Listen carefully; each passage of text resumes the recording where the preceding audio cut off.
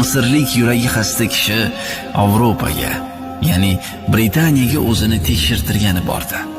Uni ko'rikdan o'tkazib, kasalligingiz og'ir, jarrohlik amaliyotini o'tkazish kerak, lekin natijaga ham to'liq kafolat yo'q. Yuragingiz zaif deyishdi. Bunday bo'lsa, yurtimga qaytib, farzandlarim bilan vidolashib kelaman dedi. Doktorlar, kech qolmang, ahvolingiz og'ir deb takrorlashdi.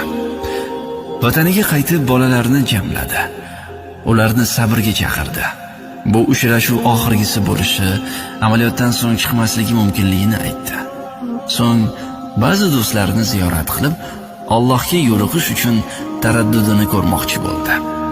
U kishining o'zi aytadi: bir do'stimni ko'rishgani idoraga bordim.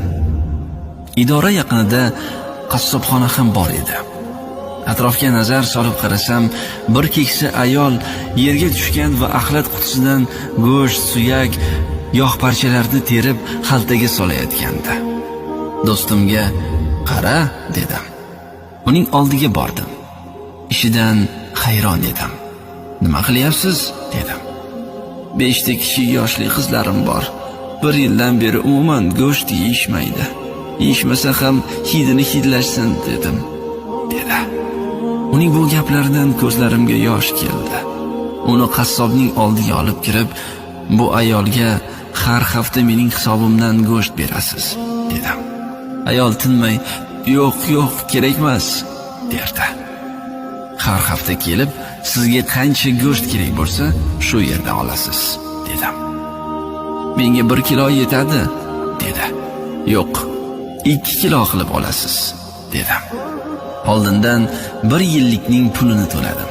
Buni ko'rgan ayol haqqimga yig'lab duo qildi. Kayfiyatim ko'tarildi.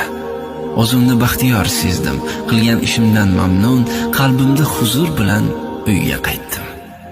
Meni qizalog'im qarshi oldi. Dadajon, juda xursand ko'rinasiz dedi. Unga voqeani aytib berdim. Qizim aqlli edi. Yig'lab qo'llarini ochib, "Ey Allohim, dadajonim o'sha ayolga yordam qilganlaridek, sen ham ularga yordam ber. Dardlariga shifo ber" dedi. Qolgan ishlarimni ham bitirib, bolalarim bilan xayrlashib, amaliyot uchun Yevropaga qaytdim. Doktor meni tekshirdi. Hayrat bilan: "Qayerda davolandingiz? Qaysi shifoxonada?" dedi. "Nimani nazarda tutyapsiz?" dedim. "Qayerga bordingiz deb so'rayapman. Kim sizni muolaja qildi?" dedi. "Hech qayerga